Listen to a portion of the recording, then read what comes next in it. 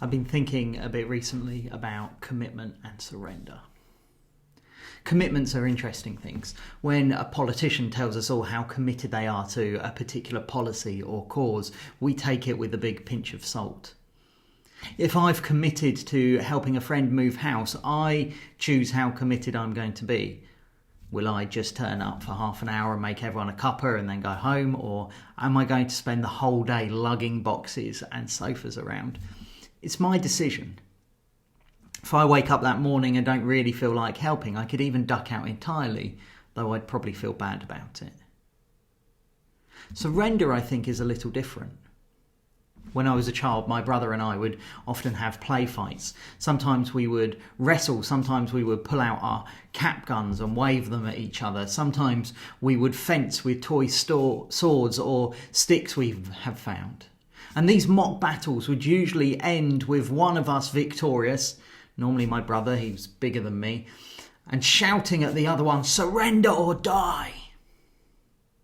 Surrender was for the point at which you could not go on. The fight was done, the other had won completely, and you just had to give in to them. The difference, I think, between commitment and surrender is where the power lies. When I make a commitment to something, the power is all with me. I decide my level of commitment. I decide when I turn up and when I walk away. The obligation to do anything is defined by my own conscience. Surrender, though, is different. Surrender is serious. Surrender is absolute. Surrender is complete. You do not surrender a little bit. Once you've surrendered, you've given up your liberty, your cause, your agenda to someone else. In surrender, you give all the power over to the one you have surrendered to.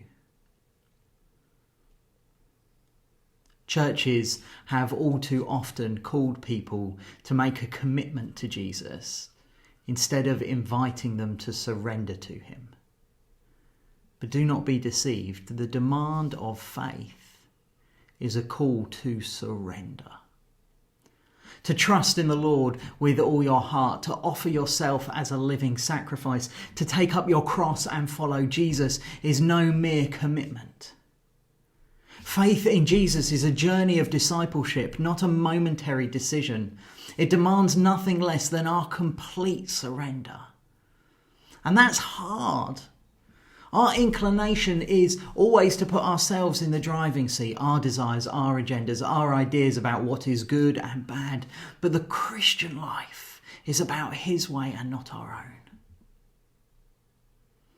I wonder, when you first heard about Jesus, were you called to make a commitment to him? What might it mean for you to truly surrender instead? To give up your liberty, your cause, your agenda for his.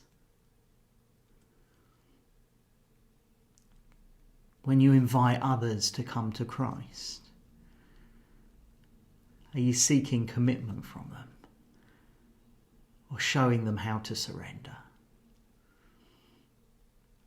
I wonder what freedom we all might find in surrendering to Christ.